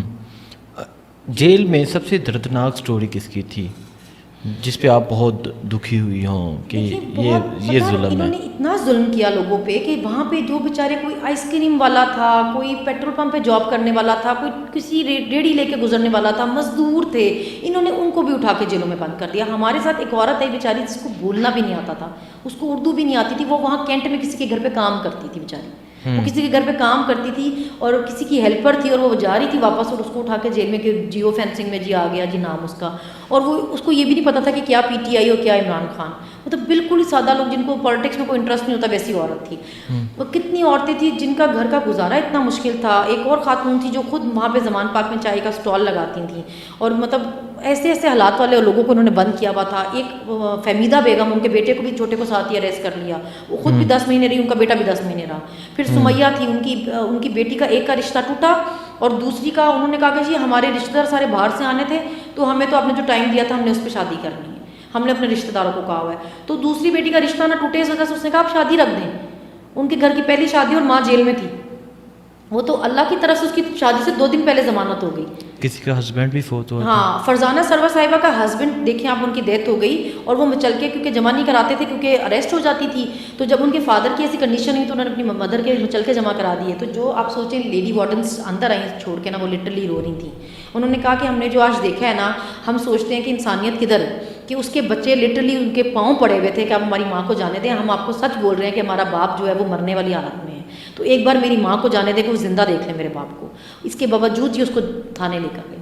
ये थाने लेकर गए, उसका पता कराया कि वाकई हस्बैंड ऐसा है या नहीं है, और उसके बाद भी उसको ये कहकर छोड़ा कि अगर हस्बैंड के जनाजे पे कोई पीटीआई का आया या उसको बुलाया तो आपको वहाँ से ही दोबारा पकड़ लेंगे, या आप जी ले जाएं अपने जो हवाई इलाका है वहाँ पे जी, और पीटीआई से कोई आपने नहीं रखना। इस तरह करके इन्होंने लोगों के साथ जुल्म किए हैं। अच्छा, एक खातून का हस्बैंड फोत हो जाता है, देखें ये बात सुनने वाली है, एक खातून का हस्बैंड फोत हो उस जाता पे भी है, कंडीशंस बताई गई उसको, ठीक है, पहले तो उसकी फैमिली वाले पाँव पकड़े, हाँ कि जाने दें, जाने दे, मेरी माँ को आने दें और आके, ताकि वो अपने शोहर को ऐसे ही। देख सके। और फिर इस शर्त पे छोड़ा गया, पहले वो कंफर्म किया गया कि डेथ हो चुकी है या नहीं हुई। जी जब डेथ हो चुकी थी फिर इस शर्त पे छोड़ा गया कि कोई पीटीआई का बंदा नहीं आएगा जनाजे पे, और तदफीन भी यहाँ नहीं होगी। हाँ जी, वो आप अपने आबाई इलाके चले जाए ना, तो मतलब कोई आपसे मतलब कांटेक्ट ही ना कर सके, आने का कोई वो ही ना बने। मतलब ऐसे ऐसे, मतलब कोई इंसान सोच भी नहीं सकता ऐसे ऐसे काम किए हैं इन लोगों ने, जिसका कोई आपको जवाब ही समझ नहीं आता कि आप कैसे कर सकते हैं ये ऐसे। मतलब ऐसे किसी के इतने मुश्किल वक्त में भी आप ऐसे कैसे कर सकते हैं। बहुत बहुत कुछ किया इन्होंने। अभी हमारे साथ तो फिर थोड़ी बचत हो जाती थी, बंदों को तो ये ज़मीनों पे सुलाते रहे हैं। आप उमर चीमा साहब को देखें, उनको पूरा बॉडी पेन है, वो फिजियोथेरेपी उनकी नहीं करवाते सही, उनको मेट्रेस तक नहीं देते। एक एक्स गवर्नर है, उसको मेट्रेस तक नहीं देते, उसको घर से खाना नहीं आने देते, उसको जो भी स्टमक में उसके स्टोन्स हो गए, इतने इशू हो गए, मगर नहीं। एजाज चौधरी साहब की आप एज देखें, महमूद रशीद साहब की आप एज देखें, डॉक्टर यास्मीन की आप एज देखें, और 15-15 महीने वो लोग रिमांड्स पे हैं, उनकी ज़मानतें नहीं हो रही, और अदलिया देख रही है। ये तो अदालतों ने देखना है ना। रहा हो कि आप बाहर आ जाती हैं, आके फिर उसके बाद क्या एक्टिविटीज़ हैं आपकी, क्या कर रही हैं आप? अभी तक तो 2 तारीख का भी एक रिमांड निकला हुआ है, एक 3 तारीख का भी रिमांड निकला हुआ है, एक 7 तारीख की भी लास्ट वार्निंग मिली हुई है। तो अभी तक तो यही चीज़ें ख़त्म नहीं हो रही हैं। अभी तो हम इनसे ही नहीं निकल पा रहे हैं, और ऑनेस्टली स्पीकिंग मेरा केबीके वालों के अलावा किसी और से कोई राब्ता है भी नहीं ना। तो मतलब इस सारे मुश्किल टाइम में उन्होंने ही मेरी हेल्प की है, सब ने जितने लोगों के साथ भी मैं कोऑर्डिनेट करती रही हूँ, उन्होंने बेचारों ने मेरे फैमिली के साथ सबके साथ कोऑर्डिनेट किया कि किस तरह निकालना है, किस तरह रेस्क्यू करना है, कहाँ बचाना है, कहाँ रखना है, ले जाना है। उन्होंने बहुत कोऑपरेट किया मेरे साथ। असद कैसर साहब आए, उन्होंने मेरे वालिद को कहा कि आप सेफ़ है, आप इसको लॉज में ले जाएं और वहाँ रखें, आप लोग पूरी फैमिली वहाँ पे रहें जब तक हालात ठीक नहीं होते। अली अमीन साहब ने कहा कि आप केपी हाउस में रखें, आप लोग अपनी सेफ्टी का ख्याल पहले करें। सब लोग, इवन जो MP MNA मिनिस्टर, मैं कहूँ पता नहीं नाम लेना सेफ होगा नहीं बेचारों के लिए कि नहीं, मगर वो पर्सनली आए, उन्होंने खुद मतलब उन्होंने देखा कि सुपरवाइज़ किया कि अगर दोबारा ये कुछ इस तरह करेंगे तो हमने किस तरह बचाना है। और उन्होंने मतलब इस तरह, उन्होंने जैसे फैमिली होती है आपकी, उस तरह सपोर्ट किया उन्होंने। तो मुझे बहुत अच्छा लगा। KP के लोग तो देर ला वो बहुत अच्छे हैं सब। अच्छा सनम, इस सारे टाइम के दौरान आपको कभी कुछ कहा गया, कुछ राय दी गई कि लिख कर दे दें या कोई ऐसी स्टेटमेंट दे दें ताकि आपको छोड़ दिया जाए? देखिए ये तो बार बार होता रहा ना। जैसे आप सोचिए, हम कोर्ट जाते थे, हमें जज कह देते थे कि आपको पता तो है गिरफ्तारी होनी है, तो बार बार क्यों और अब जमानत रखवा लेती हैं। अब उनके पास ऐसा कोई था सबूत तो थे नहीं कि जिस पे वो जमानत रिजेक्ट करते, कि भाई किन बेसिस पे करते, तो जमानत तो उनको देनी पड़ती थी। तो वो कहते थे कि क्या फ़ायदा, आप इतने केस बाद में भुगतेंगी, इतनी पेशियों पर जाया करेंगी, आप जमानत ही ना कराएं। और यही मैसेज हमें जेल में आता था कि जी आप चुप करके बैठ जाएं थोड़े अरसे, आप चुप करके बैठ जाएं, ज़मानतें ना लगवाएं तो हम छोड़ देते हैं। फिर आ जाता था कि जी आप ये वीडियो ना बनवाएं, बाहर जाती हैं तस्वीरें ना उतरवाएं, मना करें तो नारे ना लगाएं, ये जो लेटर लिखती हैं जी लेटर लिखना बंद कर दें। फिर आ गया कि जी ये इलेक्शन लड़ने के लिए नाम ना दें। तो ये ऐसी चीज़ें आती रहती थी। इवन जब हम सरगोदा भी जा रहे थे मैं और आलिया, तो उन्होंने उस दिन भी हम दोनों को कहा कि सब तो अपने घर चली गई हैं, सब अपने बच्चों में हैं, आप क्यों अड़ के बैठी हुई हैं, आप लोग भी क्यों नहीं मान जाती बात, आप भी कह देना। फिर इवन मुझे तो ये तक उन्होंने कहा कि आप सिर्फ अपने जो अल्फाज हैं वो आप नरम कर दें, आप सिर्फ अपना लहजा थोड़ा ठीक कर लें, मतलब अगर आपको हमें सुनानी भी है तो मुनासिब अल्फाज में सुनाएं आप। तो मुझे तो ऐसी चीज़ें होती रही। हमने देखिए मैं पहले भी मैंने कहा कि हम कोई असले लेके नहीं घूमते, एक ज़ुबान ही हमारे पास ना, वो हमने गिरवी तो नहीं रखवाई हुई ना, तो वो हम क्यों अपनी मर्ज़ी से इस्तेमाल ना करें। हमारे पास हक है, हमें आइन में है, हमारे हम अपनी मर्ज़ी की हुकूमत चुने, अपनी मर्ज़ी का वज़ीर आज़म चुने, जिसको मर्ज़ी सपोर्ट करें। इस सारे टाइम के दौरान एक चीज़ देखी गई कि सनम जावेद हमेशा मुस्कुराती हुई नज़र आई। ये इस मुस्कुराहट के पीछे क्या राज था? जब भी देखा, जहाँ भी देखा, सनम मुस्कुरा रही है। देखिए एक तो मेरी फैमिली रीज़न थी, क्योंकि जब वो हमें देखते थे उनको ऐसे लगता था कि जेल में पता नहीं हमारे साथ क्या हो रहा है। तो मेरे लिए बहुत ज़रूरी था कि मैं उनको बताऊं कि नहीं, आप अपने हिस्से की जितनी कोशिश आप कर रहे हैं ठीक है, इससे ज़्यादा आप नहीं कर सकते। क्योंकि इस तरह फिर वो करते थे, उनको समझ नहीं आती थी कि हम ऐसा क्या करें कि हम इसको बाहर निकाल लें। तो फिर इसलिए बहुत ज़रूरी था उनको ये दिखाना। दूसरा हमें ये पता था कि हमारे मुस्कुराने से बहुत लोगों को आग लगेगी, तो हमने एक्चुअल तो कहीं आग लगाई नहीं थी। हमने कहा अब इतने पर्चे हुए हैं तो दिल में तो कम से कम लगाए ना। जिन लोगों को बहुत तकलीफ है हमारे हंसने से, हमारे सही लगने से, हम उनको सही लग के दिखाएं। और इससे लोग बहुत मोटिवेट होते थे। लोगों को लगता था कि यार अगर ये बर्दाश्त कर सकती हैं तो फिर हमें क्या मसला है, मतलब अगर ये ख़वातीन जेलें काट सकती हैं, ये हंसती मुस्कुराती आ सकती हैं, तो हमें क्या प्रॉब्लम है। तो हमारे लिए बड़ा ज़रूरी था कि लोग मोटिवेट रहें, लोगों का कॉन्फिडेंस रहे कि इतना कोई नहीं होता। अगर कोई मुश्किल काटनी पड़ जाए तो अगर आपका कॉज बड़ा है तो फिर उसमें जेलें कोई कुछ नहीं कहती। अब ये हमारे मुस्तकबिल की बात है, हमारे बच्चों के मुस्तकबिल की बात है, हमारे मुल्क की अगर बात है तो मुश्किलात हम भी काटेंगे ना। सिर्फ इमरान खान ने तो नहीं काटनी ना, उस पर फ़र्ज़ तो नहीं है कि उसने हमेशा हर चीज़ हमारे लिए छोड़नी है। वो तो छोड़ता ही आया है सब कुछ हमारे लिए ना। इतने सालों से बैठा, वो आसान ज़िंदगी चुन सकता था, वो बाहर जा सकता था, कंफर्टेबल अमीर पैसों वाली ज़िंदगी गुजारता, मगर वो हमारे लिए, हमारे बच्चों के लिए यहाँ बैठा है ना। तो अब हमारा भी फ़र्ज़ है हम करें। देखिए हमें मुश्किल जेल तब लगती जब हमें लगता होता कि हम किसी के लिए जेल काट रहे हैं। हमने जेल काटी अपने लिए, अपने बच्चों के लिए। खान हमारे लिए जेल काट रहा है। खान ने जितने गलीज़ केस बर्दाश्त किए हैं, इद्दत जैसे, अपनी बीवी पे जिस तरह उसने इल्ज़ाम बर्दाश्त किए हैं, वो हमारे लिए बर्दाश्त किए हैं ना। ये तो अब हम पे कर्ज़ है उसका बहुत बड़ा कर्ज़ है, उसका इतना बड़ा एहसान है हम पे कि हमें छोड़ के नहीं दी गया। उसने कितनी इज्जत रखी हमारी, उसने कितना मान रखा हमारा। हम इतने फ़ख्र से कह सकते हैं कि हमारे लीडर ने जेलें काटी और इतनी मुश्किल में भी इसी मुल्क में बैठा है, वो नहीं गया। हालांकि उसके ख़ानदान पे बात आ गई, मगर वो यहीं बैठा हुआ है।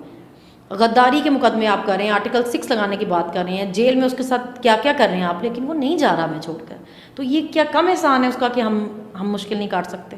जब आपको ये पता चलता था कि इमरान खान को जेल में आपके बारे में बताया जाता है और इमरान खान पूछते हैं, तो क्या फीलिंग्स थी आपकी? देखिए ये वो सिर्फ मेरे बारे में नहीं पूछते थे, हमें इतना अच्छा लगता था जब हमें कोई मिलता था, बताते थे कि खान पहली बात जो है ना वो ये करता है कि मेरी ख़वातीन का क्या बना है, मेरी ख़वातीन को छोड़ा है कि नहीं छोड़ा, मेरे जो सपोर्टर वोटर हैं, जो मेरे प्रिजनर्स हैं, मेरे कैदी, मेरे लोग हैं, उनको छोड़ा है कि नहीं छोड़ा, उनका क्या बनना है।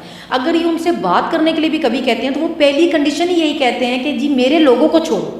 वो तो जेल में बैठा भी हमारी बात कर रहा है, वो तो जेल में बैठा भी पहली बात हमारी करता है, हमारे लिए बोल रहा है, हमारे लिए फ़िक्रमंद है।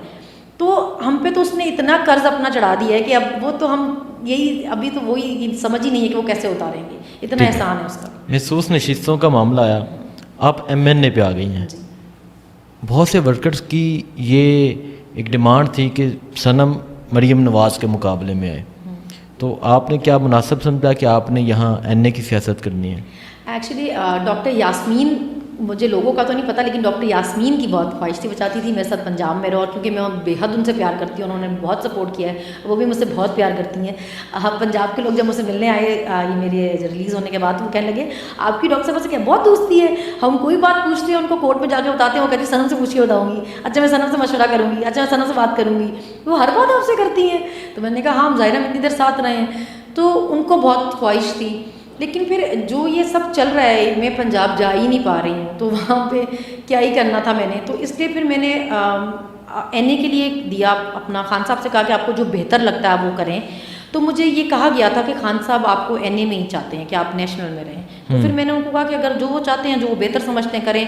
और वैसे भी अदरवाइज़ भी जो सेफ्टी वाइज भी था, वो इस्लामाबाद में रहना सेफ था मेरे लिए। तो मेरे अपने लॉयर भी जो थे वो भी ये सजेस्ट कर रहे थे कि आप इस्लामाबाद में रहें फ़िलहाल ना। तो इस वजह से फिर एनए के लिए दे दिया। वैसे मुझे दोनों में कोई मसला नहीं था कि एनए के। जिस दिन कौमी असम्बली जाएंगी पहले दिन, तो क्या करेंगे जाके वहाँ पहले से? दिन तो मैं खैर चली गई, मैं असेंबली तो चली गई थी। हाँ नहीं, जब एज अ मेंबर जाएंगे आप, एज अ मेंबर जब इस तरफ शहबाज शरीफ बैठे होंगे आपके बिल्कुल राइट साइड पे, तो मैं उनको गौर से देखूंगी, पास देखूंगी। मैं पास से देखना चाहती थी बूट फलशिया कैसा लगते हैं। मतलब इतना बेशरम हो कि अगर आपने हुकूमत लेनी हो तो उससे बेहतर आप ना लेना। हमारे लीडर को देखिए ना, वो जेल बैठा था, उसको सब कहते थे कि जी आप पीपल्स पार्टी के साथ बना लें या नून लीग के साथ बना लें, आपके केस माफ़ हो जाएंगे या बाहर आ जाएंगे। उसने तब भी जूते की नोक पे रखी हुकूमत कि नहीं बनाता इस तरह करके। तो आपको इतनी क्या बेशर्मी, आप लीडर बने कि जी हमारी इतनी बड़ी पार्टी और हम लीडर, और फिर आप हुकूमत लेने के लिए सिर्फ आप पैर चाटने पे आ जाएंगे जी बस हुकूमत दो, जैसे मर्जी दो, चाहे हम एक चपरासी भी मर्जी से लगा सकते हैं या नहीं लगा सकते, मगर बस हुकूमत होनी चाहिए। तो इससे तो बेहतर है फिर घर ही बैठ जाते। ठीक है, अभी इमरान खान जेल में है, क्या फीलिंग्स है आपकी इमरान खान के लिए? बस अभी तो लग रहा है कि बस बहुत हो गया, अभी बस अब छोड़ें उसको, जान छोड़ें उसकी, अभी उसके बगैर नहीं गुजारा। आप अपने मुल्क की हालत देखें, आप उसके लिए नहीं भी उसको छोड़ना चाहते तो अपने मुल्क की तो फिक्र करें, कुछ तो मुल्क का अपना ख्याल करें कि उसको ज़रूरत है इमरान खान की ना। आपकी पसंद नापसंद तो एक तरफ, आप अपने मुल्क की ज़रूरत देखें, वो ज़रूरत है इस मुल्क की ना। तो उसको इसलिए तो तरस खाएँ अपने मुल्क पे, अपने लोगों पे, अपनी आवाम पे तरस खाएँ। तो उसको जाने दें, उसको छोड़ें, वो निकलेगा ही तो इस मुल्क का कुछ बन सकता है। उसने मुश्किल हालातों में भी मुल्क को संभाला। जब ये ख़जाने खाली छोड़ के गए हुए थे, जब कोविड आ गया, तब भी 6% की ग्रोथ रेट पे चल रहा था मुल्क। अभी कहाँ है, सब कुछ बंद हो रहा है। अभी आप देखिए, आप घर से बाहर नहीं निकल सकते, ये आपकी लॉ एंड ऑर्डर सिचुएशन है। अगर एक बच्चा घर से बाहर निकलता है, माँ ने इतनी मुश्किलों से पाल के जवान किया, मोबाइल छीनने के लिए लोग उसको कत्ल कर जाएंगे। अभी अब कच्चे पक्के डाकू नहीं संभाले जा रहे, इनसे कितने पुलिस वाले शहीद कर दिए उन्होंने। आज बलूचिस्तान में आप देखें, जो बलूचिस्तान में हुआ है उसमें कितने उन्होंने लोग मार दिए। कहाँ हैं ये सारे जिनका काम है ये सारा सिक्योरिटी का, ये किधर हैं? पीटीआई के पीछे भागना बंद करें, पीटीआई के लोगों को उठाना बंद करें। ये देखें मुल्क में क्या हालात हो रहे हैं ना, इस पे फोकस करें। तबाह बर्बाद हो गया मुल्क। ठीक है, आखिरी सेगमेंट मैं कुछ नाम लूँगा। अच्छा, और आपने वन लाइनर या वन वर्ड जवाब देना है। इमरान खान। इमरान खान जान का टोटा है। जान का टोटा। आसफ अली जरदारी। 10%। अब्बू जी मुझे माफ़ करना। अब्बू जी मुझे माफ़ करना। ठीक है। 10% नवाज शरीफ। इम्पोर्टेड गेंडा। शहबाज शरीफ। बूट पॉलिशिया। मरियम नवाज। मैंने उनका एक नया नाम रखा है, मुझे लगता है वो बिल्कुल सूट करता है उनको, मदर गौथल। जिससे वो बच्ची चोरी करके टावर पे चढ़ जाती हैं और उससे अपने जमान रहने की कोशिश करती रहती हैं। इस तरह वो फॉर्म 47 पे चढ़ के पंजाब सीएम की कुर्सी पे बैठ गई हैं। तो मदर गौथल वो बिल्कुल ठीक है, उनको सूट करता है उनका नाम। ठीक है। मुराद सईद। मुझे बहुत पसंद है। खान के अलावा मुझे एक ही बंदा पसंद है पीटीआई में, वो मुराद सईद है, फेवरेट है मेरा। ठीक है। डॉक्टर यास्मीन राशिद। और शी इज़ लव। वो मैं सोचती हूँ कि मेरे सारे टाइम में जो सबसे बड़ी मेहरबानी अल्लाह की तरफ से मेरे पे हुई, वो डॉक्टर यास्मीन मिली मुझे। इमरान रियाज खान। वो he is brave, hero, Arshad Sharif शहीद। लेजेंड। उनके मर्डर का सबसे बड़ा जुर्म था वो। मौलाना फजल रहमान। पता नहीं हमारे उनके साथ आजकल ताल्लुकात कैसे चल रहे हैं, इसलिए मैं कुछ नहीं कहना चाहूँगी, नो कमेंट्स। अच्छा, बस अपने ताल्लुकात देखने हैं। कभी कुछ भी हो सकता है कि मैं कुछ कह दूँ, कल ताल्लुकात ठीक हो जाए इन लोगों के, तो फिर मसले वाली बात होगी। तो इसलिए हालात की मुनासबत से हम कहेंगे। जमात इस्लामी वाले हाफिज़ नईम रहमान।